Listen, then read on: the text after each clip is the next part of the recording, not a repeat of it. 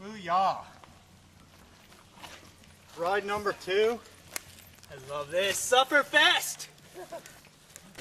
Well, Grassroots Racing is a race production company.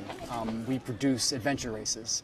Adventure races are pretty much any race that you could think of, a format that you can think of that is adventurous. It's a chance to get out in the environment and do something exciting and fun that you might not think to do on your own. Just on paper, the race intimidated me. It said, 7 to 9 mile trail run. I don't ever run that far, so I didn't want to. I would say the mountain biking. The hills were just, they would take it out of you really quick. Yeah. And towards the end, the cramps got really bad. So try to charge up a hill, and then, at least for me, my calf turned into a golf ball at one point. That was the hardest part for me. There are many people who are totally challenged by the swim, and I could see that. You come to water and you don't have gills, you don't have fins, and you just don't want to deal with it. But we did design the course in a way that you could avoid the water. You could trek around it. Water travel to me is canoe or kayak, not swimming. So, yes, water travel is the most difficult, something I would have to definitely work on. The concept, I guess, was probably born a long time ago in the Eco Challenge and events like that. It's just an attempt to make a shorter version where the normal person can come out on a weekend and do it, and with the training that they can do during a work week, get in 4 or 5 hours of training a week. We had today a marked course. The bike course was marked, but the run course was not marked, and they had the option of going any direction they wanted to go, but they had to go to checkpoints to prove that they did go to where we wanted them to go.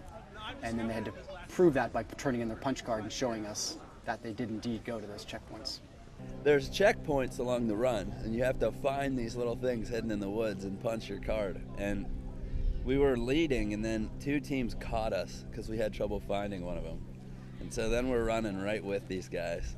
And to me, the knowledge that we may be racing for it for the entire, remaining hour and a half or 2 hours was hard to accept. That was the thought that had to be sent to the back of the mind for the rest of the race.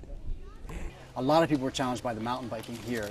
Mountain biking at Moraine is extremely technical, very, very rocky, and some people just didn't have the equipment that was suited for this type of terrain or the technical skills. So that was a big part of it. But I think also the navigation was a huge element.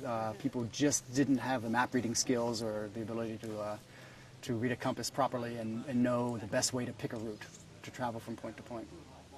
So you had 2 pretty strong physical challenges and 1 very much a mental challenge. There's enough encouragement in the course, and we put enough fail-safes in it that you can drop out or pull out and not feel like you failed.